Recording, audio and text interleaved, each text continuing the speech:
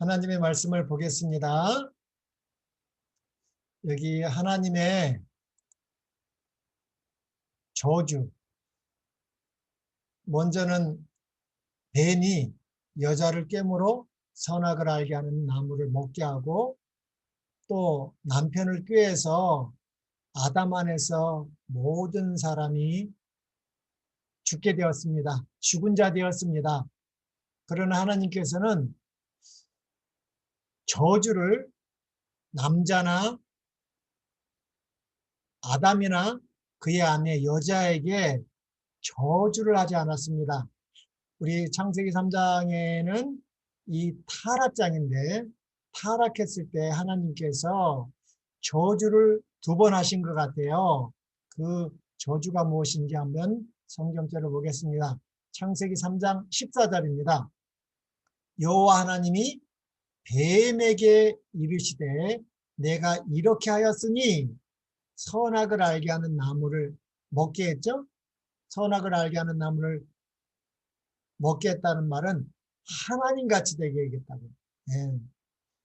내가 모든 육축과 들의 모든 짐승보다 더욱 저주를 받아 배로 다니고 종신토록 흙을 먹을지니라 했습니다. 그래서 하나님께서는 뱀을 저주하셨습니다. 그 이 저주의 결과로 종신토록 죽을 때까지 흙을 먹는다고 했는데, 뱀이 지금 흙을 먹는 게 아니지 않습니까? 그래서 이 창세기 3장에는 굉장히 상징적이고 영적인 의미가 많습니다. 그리고 또 한 군데를 저주하셨는데, 그것이 창세기 3장 17절에 땅을 저주하셨습니다. 땅을 저주하셨죠? 그래서 여기서 흙을 먹는다는 말은 이 저주를 말하는 것입니다. 땅을 저주하셨기 때문에 땅 저주를 먹는다는 말이에요. 네. 그리고 이제 창세기 3장 10절 아담에게 이르시되 내가 내 아내의 말을 듣고 내가 너더러 먹지 말라 한 나무의 실과를 먹었은즉 땅은 너로 인하여 저주를 받고 너는 종신토록 수고하여야 그 소산을 먹으리라 했습니다. 하나님께서 뱀을 저주하시고 땅을 저주하셨지, 예, 이 사람을 저주한 적이 없습니다. 그래서 이 뱀이 저주를 받고 종신토록 흙을 먹는다는 것은 저주를 먹는다는 말이죠. 그리고 하나님께서 왜 땅을 저주하셨을까? 그 이제 18절부터 이제 답이 나옵니다. 성경은 이 여호와의 책을 자세히 읽어봐라. 이것들이 빠진 것이 없고 짝이 없는 것이 없나니 이는 여호와의 입이 명하셨고 그의 신 성령께서 모셨다고 이사야 34장 16절에 나와 있기 때문에 우리는 성경을 항상 문자 그대로 나와 있는 것을 일단은 자세히 읽어 앞뒤를 자세히 읽어야 됩니다. 그리고 영적으로 해석한다는 말은 하나님께서 해석해 줄 수 있도록 이 창세기 3장 17절에서 앞뒤로 읽어봐서 답을 찾지 못하면 또 다른 군데서 그거에 대한 짝이 있습니다. 그걸 이제 영적으로 해석한다고 하는데, 그래서 우리에게 이 관주 성경이나 또는 성구사전이 있으면은 쉽게 우리가 볼 수 있다고 했죠. 그래서 이 하나님의 저주에 대해서 말했습니다. 그러나 이 아담하고 그 아내에게는 창세기 3장 15절에 저주가 아니라 여자의 후손을 약속하셨습니다. 새 언약이죠. 첫 복음이고 또 은혜의 언약입니다. 이제 창세기 3장 15절을 지나서 이제 창세기 3장 16절에 하나님께서 먼저 이 여자에게 명령하십니다. 그래서 창세기 3장 16절을 여자가 선악과를 먹게 했기 때문에 하나님께서 저주를 내렸다 하는데 저주 내렸다는 말은 없어요. 그리고 창세기 3장 15절 바로 밑절입니다.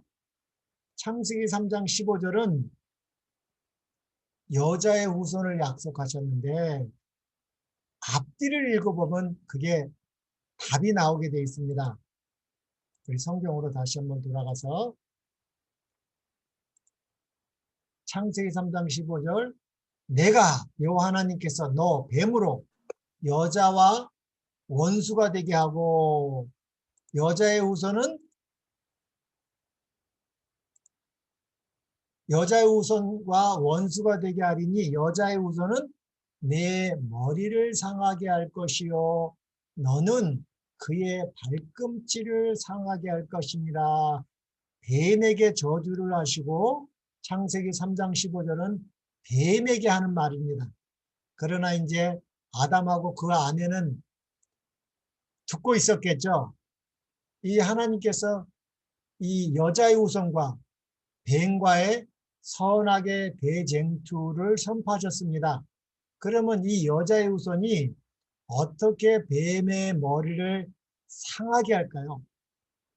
그래서 우리는 성경을 창세기 3장 15절에서 이게 물어봤으면 앞뒤를 읽어보면 14절은 뱀에게 저주를 내린 것이고 저주를 내렸고 그 저주를 통해서 이제 아담과 그의 아내가 회복될 것인데 이 뱀을 쳐야 되지 않습니까?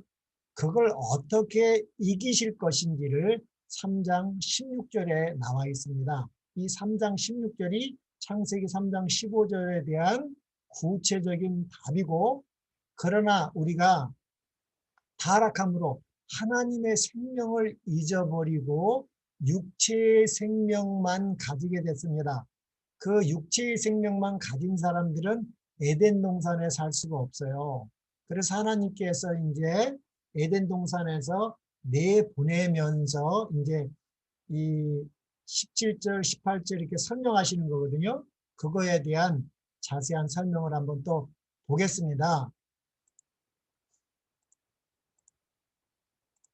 자, 이 창세기 3장 16절, 15절에 대한 답인데 또 여자에게 이르시되 내가 내게 잉태하는 고통을 크게 더하리니 내가 수고하고 자식을 낳을 것이며 너는 남편을 사모하고 남편은 너를 다스릴 것이니라 하시고 그래서 저도 우리 매 1월 달에 성경 창세기를 배울 때 이 여자가 먼저 먹었기 때문에 이런 해산의 고통을 저주를 퍼왔다고 저도 그렇게 많이 들었습니다. 근데 성경을 자세히 살펴보니까 하나님께서는 저주를 남자에게나 여자에게 저주를 내렸다는 말이 없습니다. 오히려 뱀에게 저주를 내리고 땅에게 저주를 내렸지만 이 여자에게는 창세기 3장 15절에 그 여자의 후손이 어떻게 뱀의 머리를 상하게 해서 우리를 어떻게 회복시키는 이야기가 구체적으로 설명하신 것이 창세기 3장 16절입니다. 그래서 이 해산의 고통이 무엇인지 우리는 짝을 찾아서 영적으로 한번 예수님이 직접 대답을 들어보겠습니다. 여기 수고한다. 이 수고한다는 뭔가? 수고하면 어떻게 된다? 자식을 낳을 것이며 너는 남편을 사모한다. 근데 성경에서 우리는 교회고 교회의 남편은 누구예요? 예, 예수님이죠. 그런 영적인 의미가 있습니다. 여기서 왜 아담을 사모하고 남편을 다스린다는 말은 좀 의미가 없는 것 같아요. 그런 의미도 뭐 있을 수도 있겠지만 한번 보겠습니다. 요한복음 16장 16절로부터 21절까지 보면 예수님이 이제 내가 아버지께 가는 것이 너희에게 유익이라 했습니다. 왜 유익이냐면 보혜사 성령이 오셔서 죄에 대해서, 의에 대해서, 심판에 대하여 세상을 책망하시면 우리가 예수님을 믿고 구원받을 수 있다는 그런 얘기가 나옵니다. 그게 성소 정결 얘기죠. 그러면서 그거의 구체적인 내용이 16절부터 그래서 진리의 성령이 오실 것이고 오시기 전에 조금 있으면 너희가 나를 보지 못하겠고 또 조금 있으면 나를 보리라 하신대. 그래서 이제 예수님이 이제 조만간에 뭐가 돼야 돼요? 세상 임금이 돼야 됩니다. 로마를 정복하고 이 제자들은 다 영광의 메시아를 기다리고 있었죠. 근데 예수님은 조금 있으면 나를 보지 못하고 조금 있으면 본다고 하니 이 제자 중에서 서로 말하되 우리에게 말씀하신 바 조금 있으면 나를 보지 못하겠고 또 조금 있으면 나를 보리라 하시며 또 내가 아버지께로 감이라 하신 것이 무슨 말이냐 이렇게 예수님에게 자주 물어보는 거예요. 이 일이 이루어져야지 누가 올 수 있는 거예요? 성령이 올 수 있다는 것입니다. 성령. 예. 근데 제자들은 조금도 이 의미를 이해하지 못했어요. 그래서 이제 이 17 이제 19절부터 이거에 대한 설명인데 그것이 창세기 3장 16절에 대한 해답을 내놓으십니다. 19절에 예수께서 그 묻고자 함을 아시고 가라사대 내 말이 조금 있으면 나를 보지 못하겠고 또 조금 있으면 나를 보리라 함으로 서로 무리하느냐. 이건 굉장히 쉽습니다. 조금 있으면 보지 못한다는 말은 예수님의 십자가의 고통을 말하는 것이죠. 예, 예수님의 십자가의 고통. 그리고 조금 있으면 나를 본다는 건 뭐예요? 예수님의 부활을 말하는 것입니다. 한번 20절부터 보겠습니다. 내가 진실로 진실로 예수님이 진실로 진실로 두 번 말을 쓰는 굉장히 중요한 의미가 있습니다. 내가 진실로 진실로 너희에게 이르노니 너희는 곡하고 애통하겠으나 그죠? 예수님이 갑자기 십자가에 잡혀서 고난받으시고 고통받으시고 끝에는 결국 죽으셨습니다. 예, 엘리 엘리 라마 사막다니 나의 하나님 나의 하나님 왜 나를 버리셨는가. 십자가에서 하나님과 완전한 분리, 하나님의 생명에서 분리돼서 이 죽음을 당하셨습니다. 피 흘려 돌아가셨습니다. 그때 제자들은 곡하고 애통했으나 누구예요? 세상은 기뻐하리라. 이 사단과 사단의 뱀의 후손들은 기뻐했죠. 너희는 근심하겠으나 그런데 어떻게 해요? 너희 근심이 도리어 기쁨이 되리라 했습니다. 그럼 이 말은 무엇인지 21절에 그것을 여자가 해산하면 이 해산의 고통을 통해서 이 복음의 진리를 설명하셨습니다. 그래서 창세기 3장 16절에 대한 이 여자가 해산의 고통을 한다는 것이 무엇인지 이해할 수 있도록 여자가 해산하게 되면 그때가 이름으로 근심합니다. 예, 예수님의 수고의 고통을 통해서 예, 근심하죠. 예, 십자가를 통해서 그러나 아기를 낳는다는 뭐예요? 예수님이 부활하심으로 아담 안에서 죽은 자들이 어떻게 돼요? 예수 그리스도 안에서 산 자들이 된다는 것입니다. 하나님은 죽은 자의 하나님이 아니요 산 자의 하나님이라 말씀하셨습니다. 예, 하나님은 산 자이시기 때문에 생명이시기 때문에 생명이 없는 자들하고는 같이 할 수가 없습니다. 제가 아무리 우리 아내를 사랑해도 죽은 자와는 함께 있을 수 없죠. 살려내야 됩니다. 그래서 하나님께서는 이 죽은 자들을 살리시기 위하여 해산의 고통, 예수님의 십자가의 고통을 통해서 어떻게 된다? 예, 산자, 부활을 통해서 예수 그리스도 안에서 우리가 아담 안에서 죽은 우리가 다시 하나님의 자녀가 되게 하신다는 이 복음을 쉽게 이해할 수 있도록 이렇게 말씀하셨죠. 아기를 낳으면 세상에 사람 난 기쁨을 인하여 그 고통을 다시 기억하지 않는 것처럼 우리 여성 성도 여러분도 해산의 고통이 얼마나 컸습니까? 근데 생명을 낳으면 그 고통을 싹 잊어버리고 그 생명은 아기가 너무 기쁘고 행복해지는 것처럼 예수님의 고통은 우리가 예수 그리스도 안에서 다시 산 자가 날 때 그 고통을 다 예수님도 잊어버린다는 것이다. 그러나 우리가 예수님의 그 고통을 통해서 우리가 끝까지 산 자가 되어주기를 원치 않을 때 하나님은 슬퍼하시는 것입니다. 그래서 창세기 3장 16절은 이 굉장히 중요한 복음적 의미가 있습니다. 이것을 또 우리 사도 바울도 똑같이 창세기 3장 16절, 16절에 대한 답을 이렇게 내놨습니다. 디모데전서 2장 13절로 15절에 보면 이는 아담이 먼저 짐을 받았고 이와라는 것은 하와인데 구약 성경은 히브리어로 기록되어 있고 신약 성경은 헬라어로 되어 있습니다.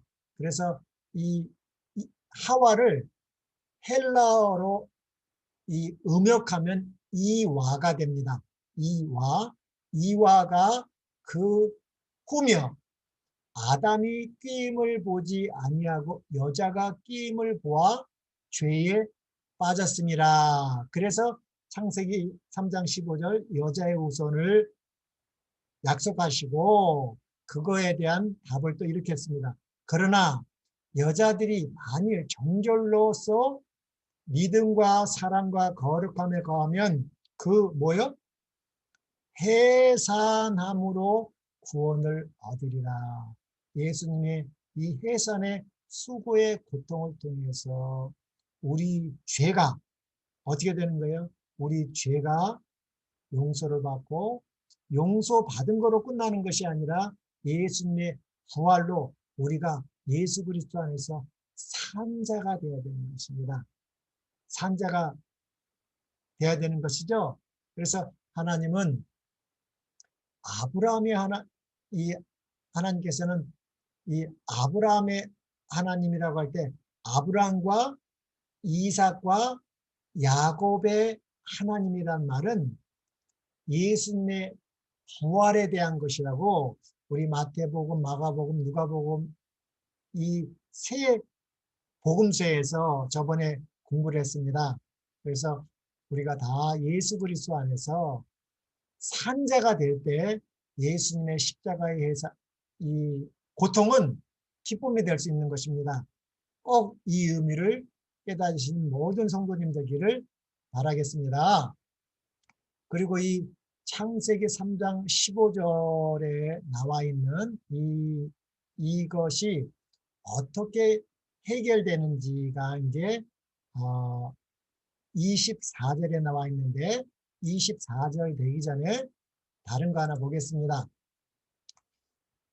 또 이렇게 우리는 그리고 나서 이제 17절에는 아담에게 여자에게 말씀하셨고 아담에게 이르렀습니다.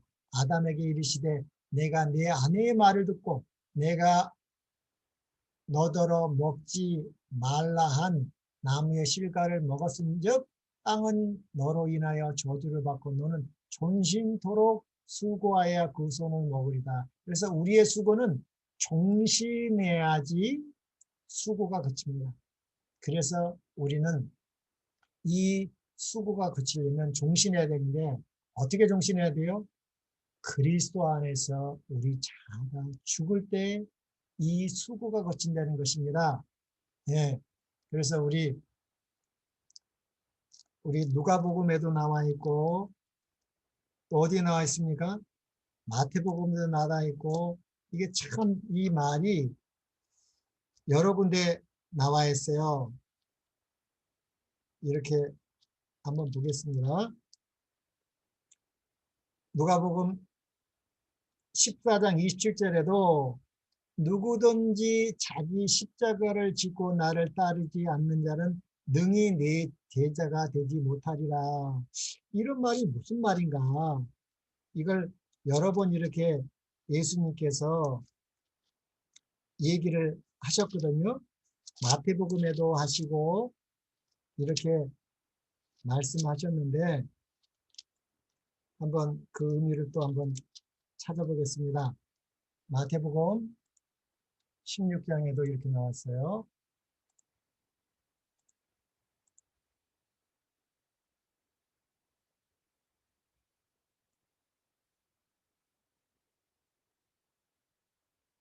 24절에 이에 예수께서 제자들에게 이르시되 아무든지 나를 따라오거든 자기를 부인하고 자기 십자가를 지고 나를 쫓으라 했습니다. 이게 무슨 말이에요? 예, 우리는 종신토록 수고해야지 이 소산을 먹는다고 그랬어요. 그래서 우리는 종신토록 수고해야 되는데 어디서 우리 자아가 이 죽은 자아가 예수 그리스도 안에서 죽으면 어떻게 된다는 거예요? 산 자가 된다는 말을 이렇게 표현하신 것입니다. 예, 그래서 아무든지 예수님을 따라가려면 우리는 다 수고하고 짐진 자고 우리는 종신토록 그 수고를 해야 되는데 그 원인이 자아라는 것입니다. 이 자아를 다른 데 가서 절대 내려놓을 수가 없는 거예요.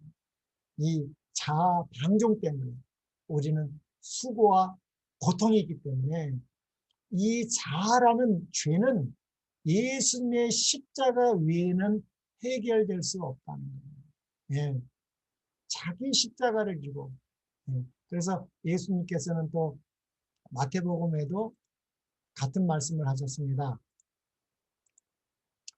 수고하고 무거운 짐진 자들아, 이 수고하고 무거운 짐은 언제까지 가야 돼요? 종신해야 된다는 것입니다.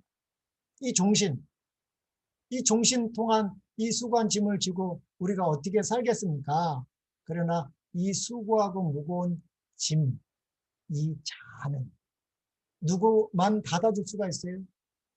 예수님의 십자가에서만 해결할 수 있다는 것입니다. 그래서 수고하고 무거운 짐진 자들아 다 내게로 오라. 내가 너희를 쉬게 하리라 했습니다. 이것이 자아라는 것은 예수님의 해산의 고통 외에는 방법이 없다는 것입니다. 예수를 믿지 아니하면 구원이 없다는 말은 쉽게 말하면 이걸 말하는 것입니다. 십자가에서 우리는 죽어야 되는 것입니다. 그리스도 안에서 죽는 자들이 복이 있다고 우리 셋째 천사의 기별에 나와 있지 않습니까?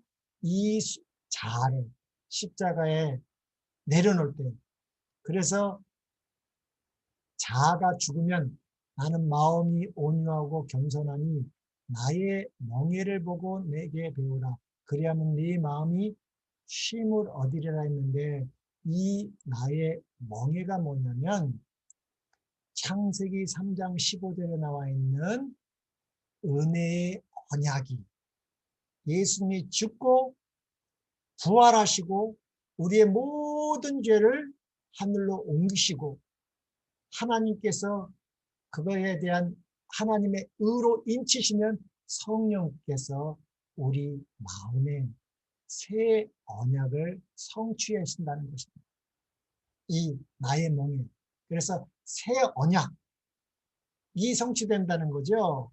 내 마음과 우리의 마음과 생각에 하나님의 율법이 예수님께서 신의 산에서 친히 돌 위에 손수로 기록하신 것처럼 성령께서 우리 신비에 이걸 새겨주겠다는 말입니다.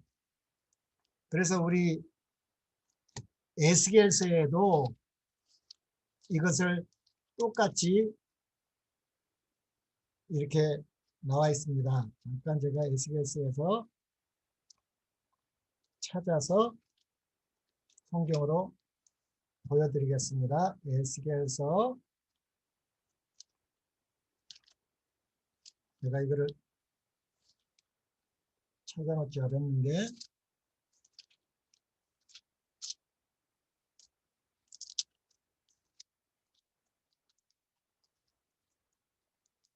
에스겔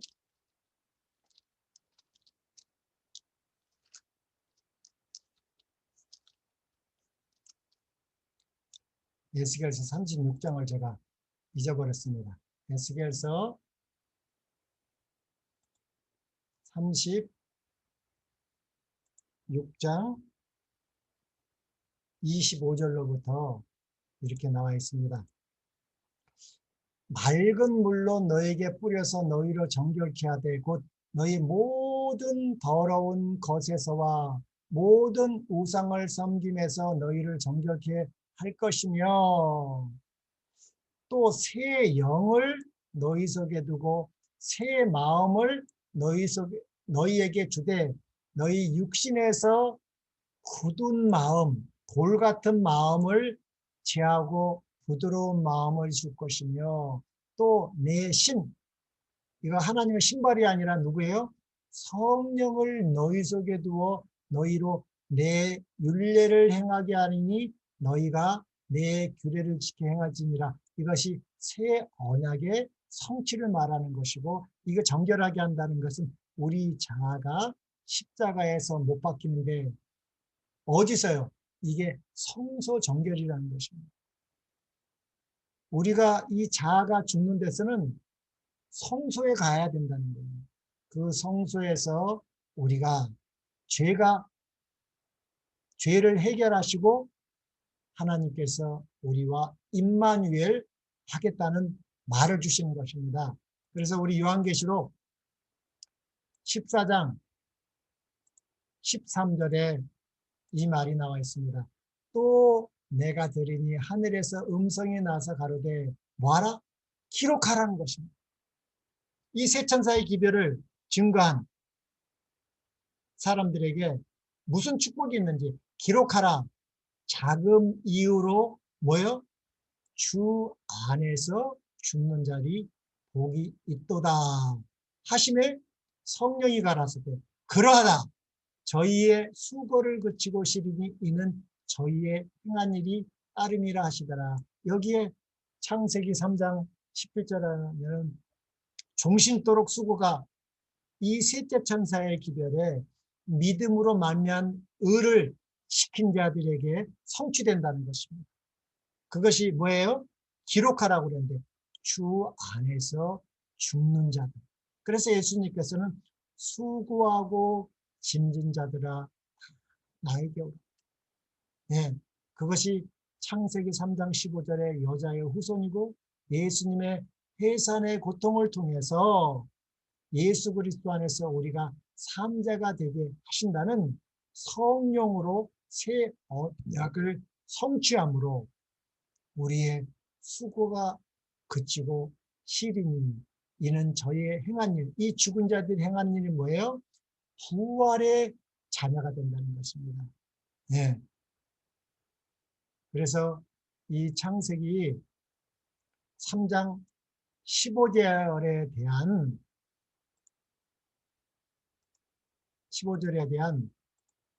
답이 16절이고, 그래서 이 16절에 예수님이 해산의 고통을 통해서 우리가 예수 그리스도 안에서 다 산자가 되기를 원하고 그 남편, 그 예수님을 사모하고 이제 남편은 너희를 다스린다는 것은 쉽게 말하면 갈라디아서 2장 2장 22절이 되겠, 예, 2장 20절이 되겠죠. 너를 다스린다. 남편이 너를 다스린다. 내가 그리스도와 함께 십자가에 못 박혔나니 그런즉 이제는 내가 산 것이 아니요 오직 내 안에 누가요? 남편 대신 그리스도께서 사신 것이라. 이제 내가 육체 가운데 사는 것은 나를 사랑하사 나를 위하여 자기 몸을 버리신 하나님의 아들을 믿는 믿음 안에서 사는 것이다. 이거에 대한 답이 되겠습니다. 네. 그래서 창세기 3장 16절, 이 말은 창세기 3장 15절을 해석하는 가장 가까운 성경절입니다. 그래서 이걸 잘 이해하시고 이제 17절에 아담에게 이제 땅을 저주를 내렸다. 이 왜 땅을 저주를 내렸을까? 뱀에만 내리면 되는데 왜 땅에 저주를 받을까? 그리고 우리는 이 종신토록 수고해야 한다는 말을 우리가 배웠습니다. 우리는 하나님의 생명이 없기 때문에 이 십자가의 보증으로 우리에게 육체의 생명이 있지만 이 육체의 생명 안에는 자아라는 것이 있습니다. 그 자아를 해결하는 것은 이 예수님의 수고의 고통을 통해서만 우리 자아가 죽고, 예, 그래서 예수 그리스도 안에서 죽는 자들이 복이 있다는 것을 했습니다. 그리고 이 땅을 저주했다는 것은 원래 우리들은 하나님의 자녀, 산자로서 생명의 땅인 에덴 동산에서 사는 자들이었습니다. 그러나 죄로 말미암아 우리는 하나님의 생명을 잊어버리고 죽은 자들이 됐습니다. 쉽게 말하면 이 물고기가, 이게 비유가 될지는 모르겠습니다. 이 물고기도 바다 고기가 있고 민물고기가 있습니다. 민물은 맑은 물고기들이 사는 것이에요. 그런데 원래는 에덴 동산은 이 민물고기였습니다. 맑은 물에서 살아야 되는데 타락으로 말미암아 우리가 죽은 자가 되어 있기 때문에 죽은 자들이 하는 행실이 뭐예요? 죽은 행실입니다. 썩는 짓입니다. 그러나 그 죽은 행실을 해결하는 것이 하나님께서 짜게 이 바닷물을 만들어준 거예요. 예, 죽은 자들은 맑은 물에 살면은 살 수가 없습니다. 그래서 이 환경을 저주하는 일을 통해서 우리가 어디에 살 수 있도록, 바다에서 살 수 있도록. 바닷물은 짜기 때문에 뭐가 되는 거예요? 이 썩어져가는 죽은 행실에서 방부제 역할을 하는 것입니다. 우리는 민물에서 살 수 없기 때문에 이 바닷물을 통해서 이 여자의 후손을 믿음으로 우리가 다시 산 자가 된다는 그런 의미가 내포되어 있습니다. 저도 이런 걸 몰랐지만 우리 종로의 계단에 맨 처음에 보면 하나님께서 땅을 저주하시고 가시덤불과 엉겅퀴를 냈다는 말이 우리에게 축복을 위해서 기록됐다고 말했습니다. 왜냐하면 하나님께서는 죽은 자들이 살 수 있는 환경을 조성해 준 거예요. 죽은 자들은 완전한 민물에서는 살 수가 없는 것입니다. 그래서 이들이, 이 죽은 자들은 썼기 때문에 바다라는 환경을 새롭게 이렇게 변질을 통해서 살아갈 수 있도록 그런 의미가 담겨 있다고 제가 거기서 힌트를 얻었습니다. 그래서 뱀에게 저주하는 건 맞지만 왜 땅을 저주하셨을까? 이 땅을 저주하지 않았으면은 이 종신토록 수고도 안 했을 텐데, 이 종신토록 수고를 한다는 말은 무엇인가? 그것은 죄인들에게 남아있는 흔적이 자아라는 것입니다. 이 자아가 해결될 수 있는 것은 땅을 저주하심으로 우리가 누구를, 남편 대신 예수님의 십자가를 바라보게 하시고 수고하고 그 모든 짐을 예수님과 함께 십자가에 죽고 장사 지내고 함께 부활하는 일을 통해서 우리가 다시 산자가 되게 한다는 것을 깨닫게 해 주시기 위하여 이 말씀을 기록하신 것입니다. 그래서 하나님께서는 땅을 저주하시고 종신토록 수고야 수산을 먹으리라.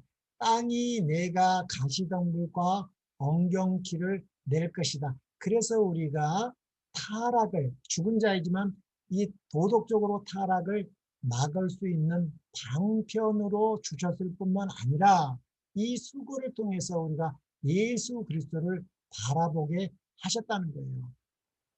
그리고 19절에 내가 얼굴에 땀이 흘려야 식물을 먹고 필경은 흙으로 돌아가리니 그 속에서 내가 취함을 입었습니다. 너는 흙이니 흙으로 돌아가리라.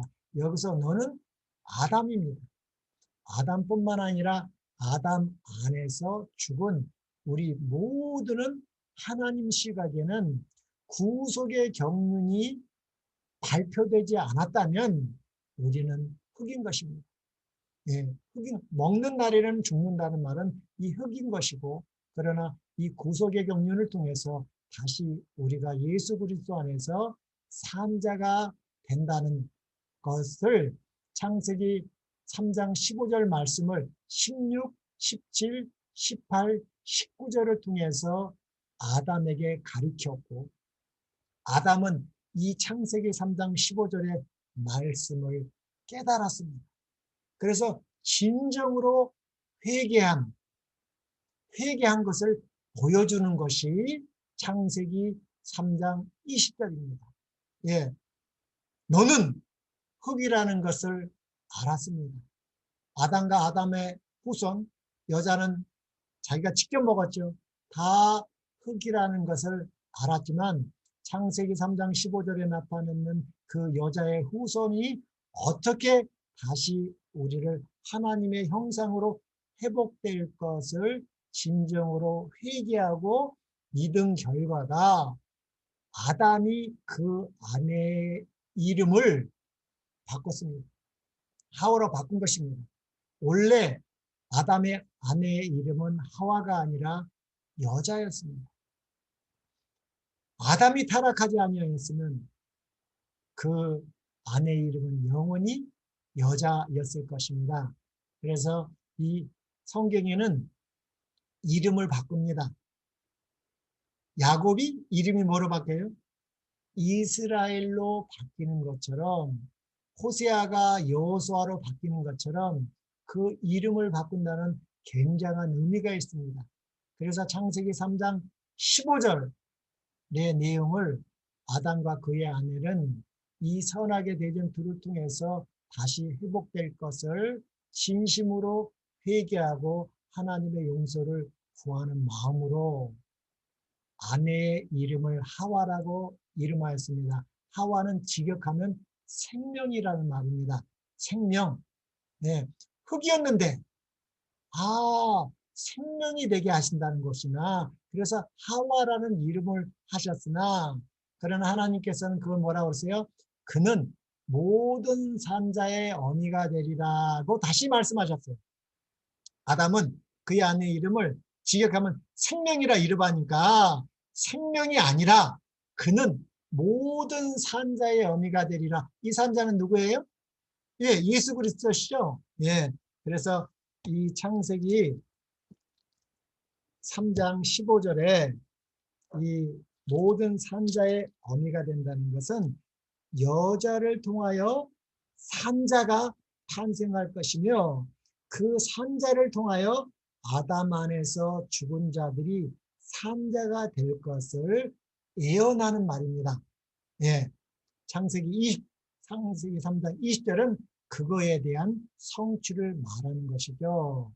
그리고 우리 요한계시록 1장 19절 정도 돼 보면 이렇게 나왔습니다. 이렇게 보면, 여기 보면 곧 뭐라? 예수님은 산자라. 어떻게 해요?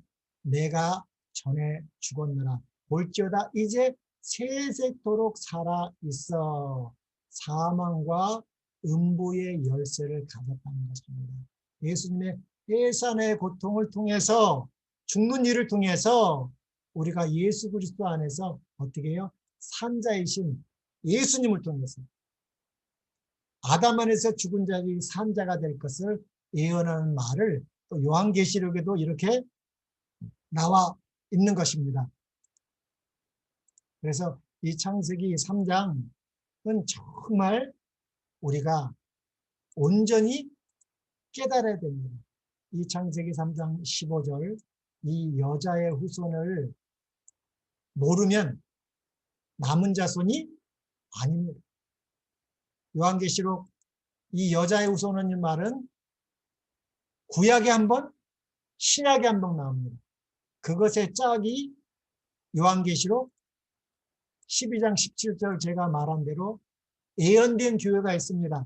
이 마지막 때에 하나님께서는 그 예언된 교회를 통해서 이 영원한 복음 세 천사의 기도를 땅끝까지 증거하신다 그랬습니다. 그래서 여기 용이 여자에게 나오죠. 분노하여 돌아가서 그 여자의 남은 자손인데 우리 번역이 하나를 빼먹었다고 그랬죠. 원문에는 여자의 씨, 여자의 후손의 남은 자손은 하나님의 계명과 예수의 증거를 가진 자들로 더불어 싸우려고 이 용이 바다머리에 의해서 씁니다.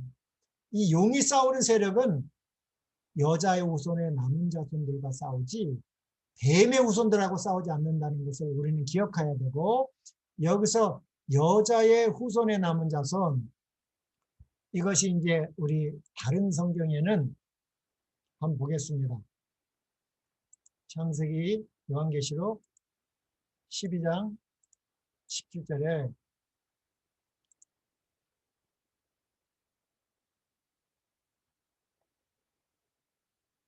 보겠습니다. 여기 현대인 성경에도 용이 여자에게 분노하가 여자의 후손에 남은 자들입니다. 원문에는 여자의 후손입니다. 그리고 또 여기에도 이렇게 나와 있죠. 그러자 용이 여자에게 분노를 품고 여자의 후손에 남은 사람들, 하나님의 계명을 짓고 예수의 증거를 잡은 자들. 또 보겠습니다. 우리 킹제임스에도 그러자 용은 여인에게 분노하여 여인의 나머지 후손들이라고 번역했는데 여기 보겠습니다. 용이 여자에게 진노하여 그녀의 씨, 이 씨가 후손이란 말입니다. 그래서 이 남은 자손은 여자의 후손의 남은 자손은 누가 남은 자손이 돼요? 이 창세기 3장 15절에 나와 있는 여자의 후손을 아는 자라는 것입니다. 그래서 창세기 3장 15절은 원복음이기 때문에 올바로 깨닫지 못하면 우리가 진정으로 이 남은 자손이 될 수가 없고, 남은 자손이 되지 아니하면 하나님의 계명을 지키며 예수의 증거를 가진 자가 될 수 없는 것입니다.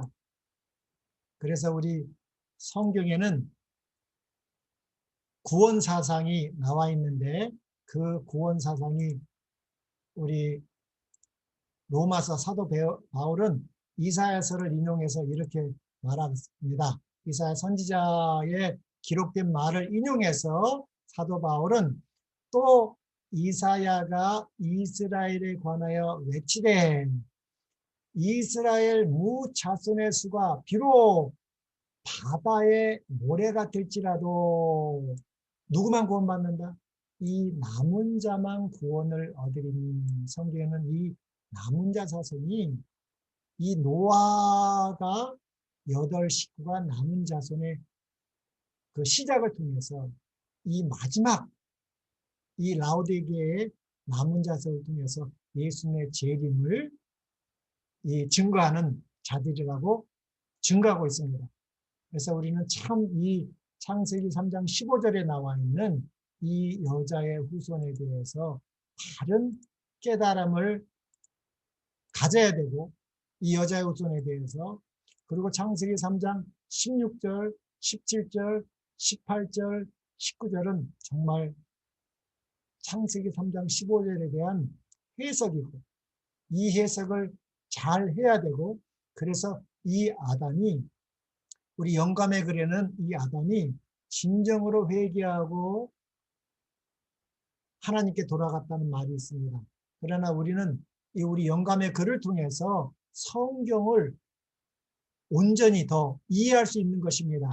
우리 영감의 글은 작은 빛이고 이 큰 빛을 밝히기 위해서 조명하기 위해서 기록됐다고 그랬습니다. 그 작은 빛을 통해서 16절, 17절, 18절, 19절을 깨달았고 아담이 진정으로 하나님께 회개한 것입니다. 야곱이 진정으로 회개해서 하나님과 겨뤄서 이겨서 이름이 이스라엘, 이긴 자가 된 것처럼 아담도 그것을 믿었습니다. 회개하고 믿었습니다. 그리고 21절에 여호와 하나님께서 그거에 대한 것을 인친 것이 이렇게 나와 있습니다. 여호와 하나님이 아담과 그 아내를 위하여 뭘요? 가죽옷을 지어 입히시니라.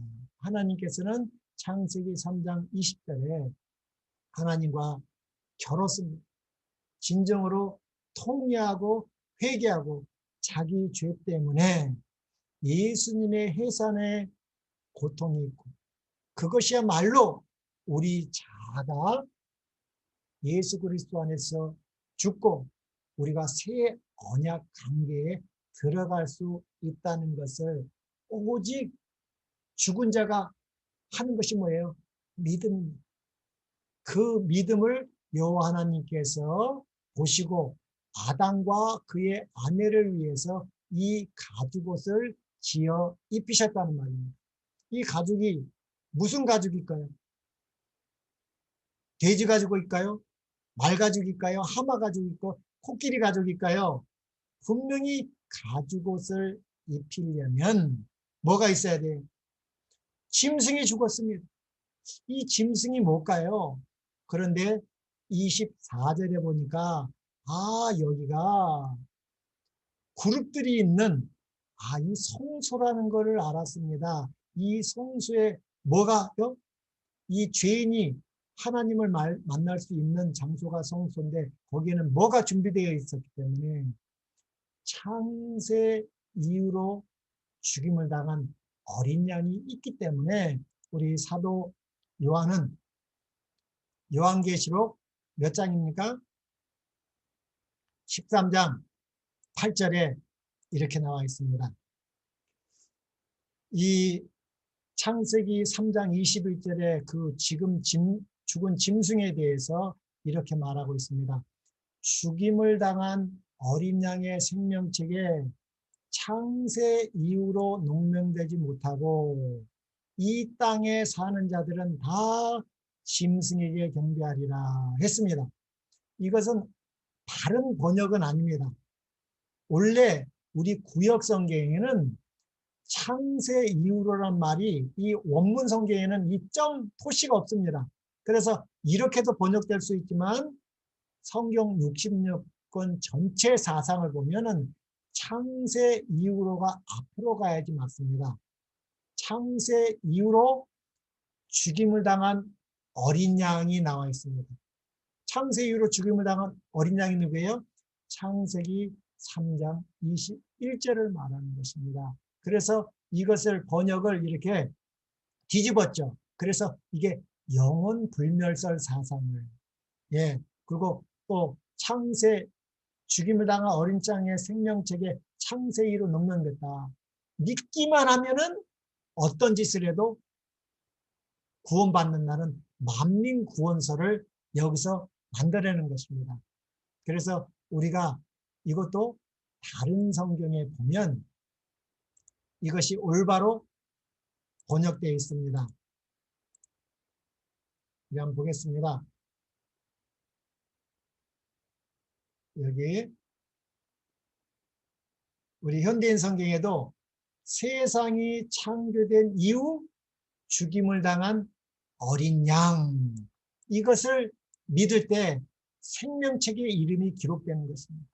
이것을 믿지 않을 때 창세기 3장 15절에서 21절에 가죽옷을 입혔다는 그 원복음을 믿은 자들이 이 생명책에 이름이 기록되지 못한 자들은 다 이 짐승의 표를 받는다는 것이죠.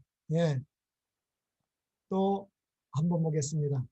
또 우리말 성경에도 세상이 창조된 이후로 죽임을 당한 어린 양의 생명책에 기록되지 못한 땅에 사는 사람들은 모두 짐승에 경배한다. 그래서 이 짐승의 표를 안 받는 사람은 누구예요? 요한계시록 12장 17절에 여자의 후손의 남은 자손인 거죠. 그래서 남은 자손은 이 여자의 후손에 대한 바른 깨달음, 지식을 믿음으로 변화된 사람들을 말하고 있는 것입니다. 그래서 창세기 요한계시록 13장 8절은 예수님이, 그래서 제가 손가락을 가끔 2번 드는데 예수님이 죽은 곳이 어디냐. 예, 제가 가끔 질문을 합니다. 또 한 곳 한번 보겠습니다. 여기도 우리 킹제임스에 이렇게는 세상의 기초가 놓인 이래로 죽임을 당한 어린 양이라고 그랬습니다. 그래서 예수님께서는 구속의 경륜을 이 지구를 창조하기 전에 준비해 놨습니다. 이 지구가 불이 나면 끄기 위하여 소화기를 미리 준비해 놨습니다. 그러나 지구가 불이 나지 않으면 소화기는 터질 필요가 없지만 지구가 불이 났을 때 창세 이후로 세상의 기초가 놓인 이래로 예수님은 소화기가 터져서 이 불을 끄셨다는 이 임의상 예수님의 죽으심을 말하는 것입니다. 그래서 우리 또 한 곳에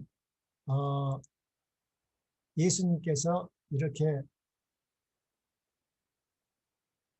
말씀하고 계시는데 요한계시록 11장 이렇게 나왔습니다. 저희 시체가 큰 성길에 이르렀으니 그 성은 영적으로 하면 소돔이라고도 하고 뭐요? 애굽이라고도 하니 저희 주께서 십자가에 못 박히신 곳이니라. 그래서 예수님은 2000년 전에 갈바리에서 십자가에 죽었지만 영적으로 예수님이 죽으신 것은 갈바리가 뿐만 아니라 유대 땅이 아니라 이스라엘 땅이 아니라 영적으로 하면 애굽이라는 것입니다.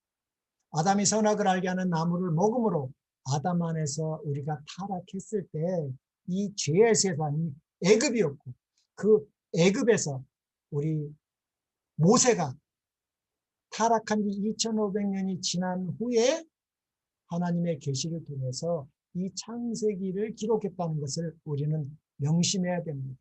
그래서 예수님은 이 타락한 지구를 회복하시기 위하여 창세 이후로 죽임을 당한 어린 양이라고 되어 있습니다. 그래서 실제적으로는 2000년 전에 갈바리에서 이 골고다 언덕에서 예루살렘에서 유대에서 돌아가셨지만 영적으로 하면 예수님은 애굽인 죄의 세상에서 죽으셨고 언제 죽으셨냐? 창세 이후로 죽임을 당한 어린 양이라는 것입니다. 네. 그래서 이 창세기 3장 21절에 이 가죽옷은 어린 양이었습니다. 우리 영감의 글에 보면 아담이 이 어린 양을 직접 죽였다는 것입니다. 어린 양이 죽어야만 우리가 살 수 있다는 것입니다. 그래서 창세 이후로 죽임을 당한 어린 양.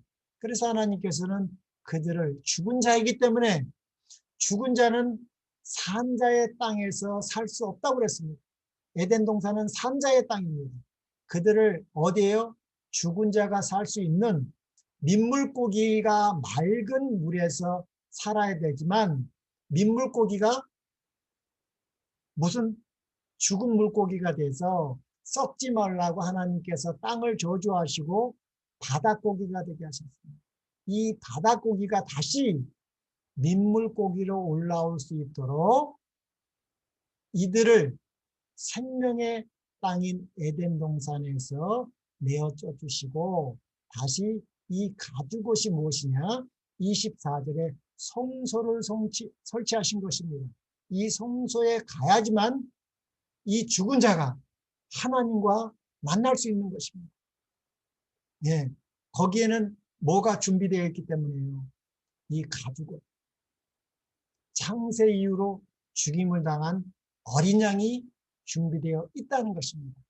그래서 이 창세기 3장이야말로 우리 모든 죄인들이 필요하지만 특히 우리 남은 자손들은 이 창세기 3장을 온전히 깨달아야 됩니다. 그래서 이제 우리 창세기 3장 15절의 핵심이 새 언약 원복음 첫 언약이었는데 이것이 창세기 3장 24절에서 어떻게 회복되는지 이 성소 정결에 대한 것을 보여줬습니다. 그래서 내일 이거에 대한 자세한 설명을 또 하겠습니다. 오늘은 여기까지 하나님의 말씀을 살펴보았습니다.